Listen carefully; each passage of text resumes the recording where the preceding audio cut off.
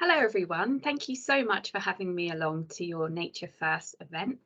I'm delighted to be able to be here to talk to you a little bit about DV. Sorry I couldn't be there in person, but I've popped my email at the end of this presentation, so you are able to drop me an email if you've got any questions about what I am talking about today.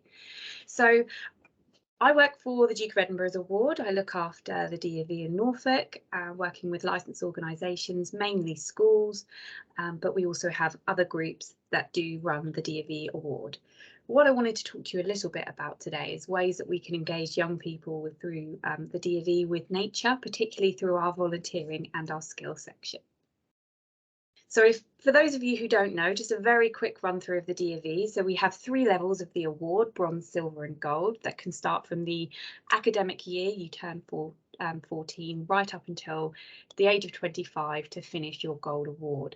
And there's a number of different sections there. We've got our volunteering and the skill, which I'm going to talk about, but also the physical and the expedition, moving on to a residential when you get to that gold level. So it's around an hour a week that you complete each activity, and the young person generally selects that activity themselves, and the commitment that they show to that demonstrates, the progress that they make towards their DofE award at the end of their journey. So for those of you who have heard about the DofE, may not be particularly aware of our strategic ambitions. The charity's been around for a long time. We have lots of young people taking part in the award, but what we really want to do is make it more accessible and relevant, particularly to those from marginalised groups who may not be able to have accessed the award previously, and particularly encouraging them to do things that they are passionate about. And we know from the young people we've spoken to, being involved in sustainability, in the environment, in the nature are things that they are very, very passionate about.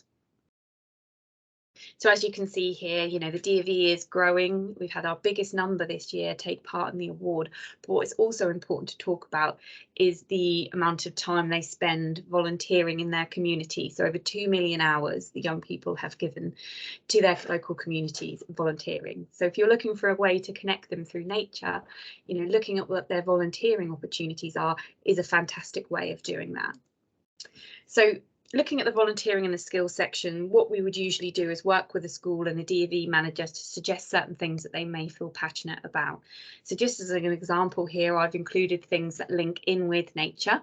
So as you can see, there's a number of things that they could do: conservation, beach cleans, they could do the John Muir Award for conservation, they could grow vegetables, they could work with their school allotment. So we've got the Papillon project here today, so they could volunteer if they have one of those at their school. So the fact that there's an hour commitment a week for at least 3 months is a fantastic opportunity to connect those young people with nature. It might not be something that they necessarily protected any time to do, but if they're doing it for the DofE, then they will have that protected time. So obviously that's a very quick whistle-stop tour, but my case in point would be, if you're looking at ways to connect young people with nature, encourage them to do the DofE.